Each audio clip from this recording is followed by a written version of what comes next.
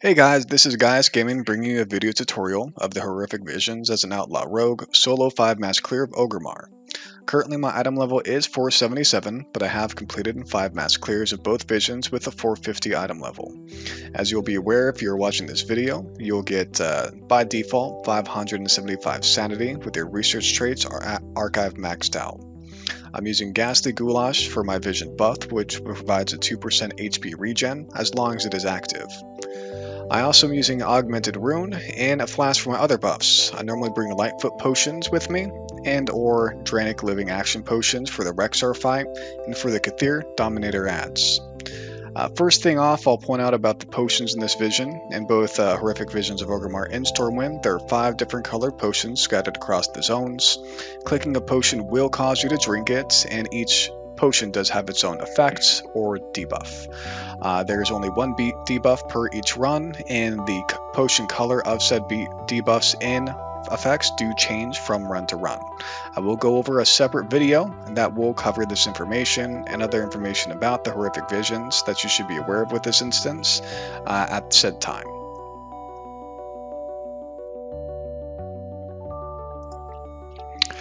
Additionally, there are going to be 5 masks which you'll gather from completing Visions of Orgrimmar and Stormwind. Once you have all 5 masks, you will get additional fixes in combination with each week's affixes and so-called madnesses that will increase the difficulty level of the vision.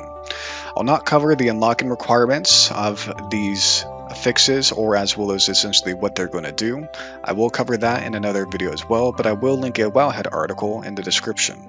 I will also link in the description any weak auras that I'm using for this vision. First off, for full clear as an Outlaw Rogue, you'll have a great benefit having Grappling Hook, Stealth, and as well as Sprint. That's going to help you complete this quite easily. First off, stealth past all the mobs in the beginning here. You can kill the guards at the entrance now, or you can kill them later. That's really up to you as far as this goes. We're going to go up to the drag, and once we unlock the drag, we're going to encounter 2 Kathir Mind Carvers and a Tentacle ad. Just kill these ads as normal. After we do kill these ads, we're going to continue on to the ny'alotha. Avoid the purple swirls that will end up being on the ground. They do hurt as well as do sanity drain. That is going to be 60 sanity drain per orb. If you do get too far from him while he's using the Dark Force as shown, use Sprint or Grappling Hook to inch closer to continue to DPS. It is essential that you try to kill him as quickly as possible. One, to maintain any sanity drain so you can continue on in the run without having to utilize any orbs, and as well as kebabs. After you do kill him, this is a pretty easy elite as far as it goes. We're then going to talk to Garona, and Garona is going to be who starts our actual encounter here in completing unlocking these different areas. So we're going to have to search for survivors in each of these areas. If you have this little gate up, you do have to click on that as well and kill the ad that's there. As you saw, there's actually a Kathir Dominator that was in that last pack, and there's one in the following pack from this one as well. So keep in mind, they do drown from the Abyss. If you do get hit with drown from the Abyss, that will be a 5-second stun, which can be pretty crucial if you have a larger pack. Could hit you pretty quick, and as well as could drain some of your sanity for standing in these swirls. Aside from that, once we do take down these packs, we are going to then go ahead and unlock all these different areas. Just click on the area to search it. Once it's unlocked, move on to the next one. And then from that point, we do have one more elites that we're going to kind of kill. The next guy here, after we unlock this area, I mean, you really don't have to worry about him. Just DPS him down as normal. There's really not going to be much you have to worry about. I usually typically just kite him along, and once I kill him, then just finish searching these last few areas, and then you'll be good. This next area, this next elite boss is going to be something where you might want to kebab before if your sanity is low. Otherwise, you can just fight him. He's going to be the Inquisitor. The Inquisitor does Cries at the Void at 65% and 30%. He shields himself up to 25% of his max HP. Kill his shield ASAP by DPSing it down. If not done within 6 seconds, you will suffer sanity and shadow damage equal to the remaining value of the shield. He also launches Void Torrent, as you just saw before, which launches several Void Missiles. This does stun you and as well as throw you up into the air and drains 30 sanity over 4 seconds. I recommend saving sprints or grappling hook for this to try to kite him around, and you can even go behind that tree stump there to avoid the missiles. Once you DPS him down and kill him, you will get some sanity back if you have Elite Extermination. And from this point, we're going to move on to the Valley of Honor. For the Valley of Honor in this next section here, the first elite you're going to encounter is going to be Misha, a big bear. You can't really sneak past her, so what we're going to want to do when we run up to her is I typically pull her back. The main mechanic here is going to be Maddening Roar, which does inflict shadow damage and drains 120 sanity to players within 9 yards. You're going to see her do Elite Roar right now, so just step back, get out of her zone, and then if you see any green AoEs, puddles on the ground like you see right now, just get out of that. Stepping in that will apply stacks of the toxin, which will stun you if you get too many stacks, and as well as will apply 30 sanity drain for every 2 seconds you stand in it. Once she does die, you will have the Cure Scarabs, which apply these same toxin stacks, so make sure to just kill them down quickly, step out of their little AoE pools, and then we're going to try to sneak past these mobs. Now, you'll see that one has True Sight. If you're not careful about sneaking past, you will pull this pack, and they do the same Mind Toxin effects. So if you have that happen, just try to pop your CDs if you can, some stuns, sprint, whatever you can, or AoEs to get around this. But regardless, once that's done, we're going to move on to the next elites after this pack here, which is going to be the Akir Mindhunter. The Akir Mindhunter does a frontal AoE cone, Toxic Breath, which does apply Akiri Mind Toxin just as before. If you get 5 stacks of this toxin, you're stunned for 3 seconds. So kite them around, try to avoid that frontal AoE cone, and make sure you don't step in the stuff on the ground. Those toxic volleys, which are what's on the ground, does apply additional stacks, heavy nature damage, and 30 sanity when you step in it. So try to avoid that as best as possible, or you'll get stunned like I just did. Once you do kill this ad, we're going to go to the Kiri Bone Crusher and kill the Scarabs. And after you kill this pack here, it is a good idea to either pop a kebab, make sure you get your sanity up. If you are too low, I'd say too low is 50% or lower, you're going to want to pop an orb and pull Rexxar into the orb. First off, with Rexxar, you can completely avoid the mind traps on the ground. So that's something, just be aware of your surroundings. If you step into one and you get hit with shadow damage and 120 sanity per trap, you do get stunned for 4 seconds. Your priority here is going to be the boars.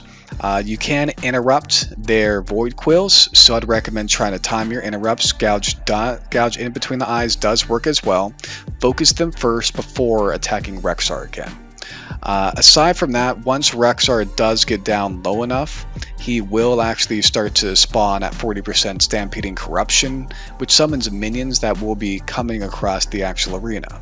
So avoid those minions along with the Mind Traps, and you should be fine on this run. Just to kill Rexxar, get out of this, should not be really any issue. Just again, keep in mind of what's going on around you. After we kill him, we're going to head back to the beginning by taking the Wind Totem, and we're going to head on to the Valley of Wisdom.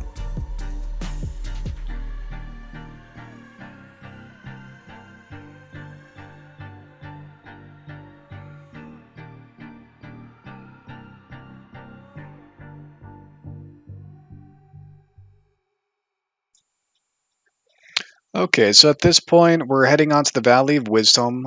You can kill the cards at this point here, or you can kill it for last, but typically I'm just going to take these guards out at this time, since I'm already at the beginning. Just interrupt their interruptible fear. You may only be able to do one. You can gouge the other if you wish, or between the eyes if you save that.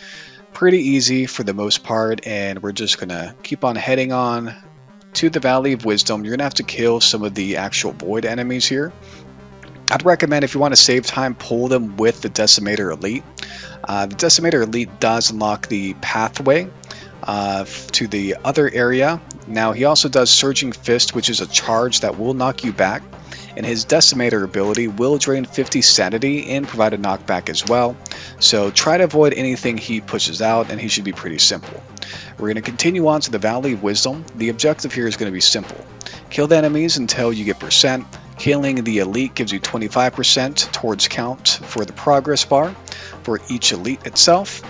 Keep in mind that the pack to the right of the bridge does have a Cathir Dominator, so make sure to interrupt its Drowned Abyss and kill it ASAP.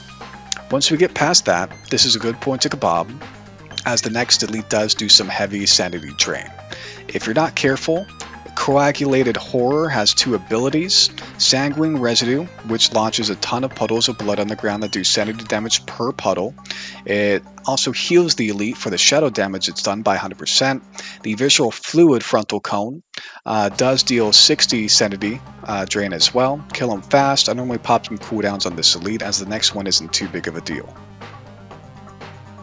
The next elite is going to be the Void Crazed Hulk, which has two abilities: Explosive Leap, which tosses you up in the air and does 40 sanity damage immediately. Then he leaps towards the location, doing heavy damage and 60 sanity drain, so run out of it ASAP. He also does Howling in Pain, which does minor damage and interrupts any spell casting for 4 seconds. It's not really too much of an issue for non-caster DPS, but this is unfortunately unavoidable for casters. I just recommend to try to get them down as quickly as possible, just as normal. Avoid, any of his little telegraphs in the ground, as you see here, and we'll move on to the last main boss here, which is going to be Vizak. Lastly is Vizak the Lightless. He has 3 abilities: Defiled Ground, which he charges and does a frontal AoE that drains 60 sanity and stuns all players in its path for 3 seconds. Keep as close as possible to the boss, which helps easily avoid this cast as you can move around him. He will also do Rings of Chaos, where he summons a ring of void spheres around himself and pushes them outward. Each sphere hits for 60 sanity drain and shadow damage, as well as a 3-second stun. Staying on top of this boss should be entirely unavoidable. At 80, 50, and 30%, he casts Unleash Corruption, which inflicts 60 sanity drain and shadow damage plus a knockback. So he also summons several corruption ads with that. Just AoE these ads down. They shouldn't be too much of a problem if you have any decent HP. And as far as that goes, that's going to be Vizak, which is a pretty simple fight. Alright, on to the Valley of Spirits. You must free 5 shamans, which are clickable totems. If you join the main pack at the bridge, you can stealth around the right side to the last set of shamans after the first ones are done. The main thing is to keep in mind here that this is a very easy area. You will need to interrupt Void Buffet from the Void Elementals. It does increase shadow damage by 100%. Interrupt the shamans as well, and each pack to prevent them from summoning a Void Totem. This is a simple enough area to defeat in the Oblivion Elemental. After we get all these totems, we are going to take out some of the last mobs here, and then we'll be able to start the boss.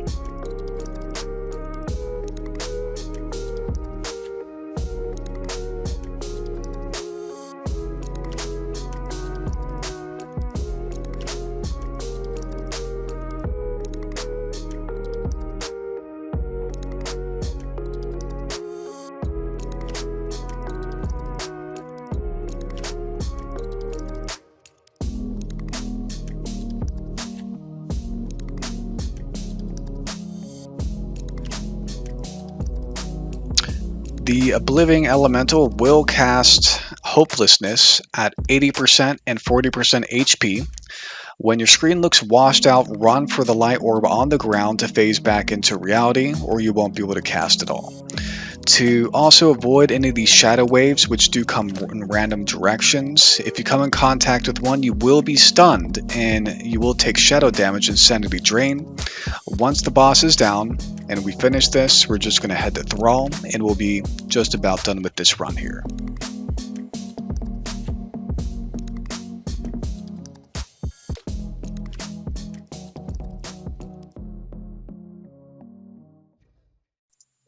Keep in mind, I do save an orb for Thrall, as you'll have some increased sanity damage due to the extra mechanics he picks up from each boss zone.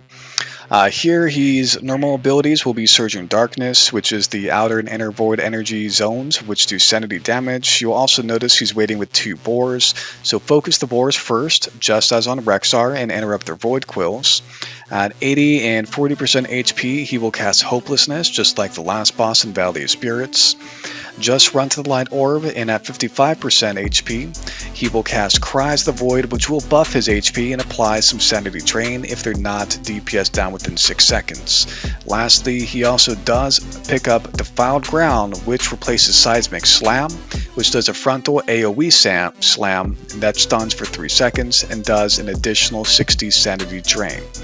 That's basically all the mechanics when it comes to Thrall. I recommend making sure you at least save an orb for this boss, because he will typically receive a little bit more drain. If you still do have your buff up, that does res you and restore your sanity, you should still be fine at this point, even if you do die, because half your sanity is still going to be much more than what's needed to complete if he's already past 60% HP.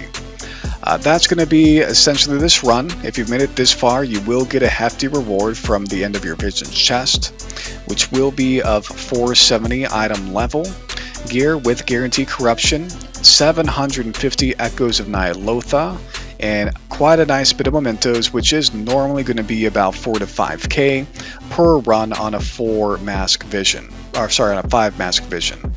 Unlocking all the research traits will also grant you the ability to purchase Gouged Eye of Enzoth from Wrathion for 25k corrupted mementos. That does allow you to socket a piece of gear for another gem. I do hope you guys enjoyed this video. I will be doing another overview of the video of Corrupted Madnesses, the potion system, and any other little need-to-knows you'll have. Do hope you found this helpful and you enjoyed watching it. Please leave a like and subscribe if you did.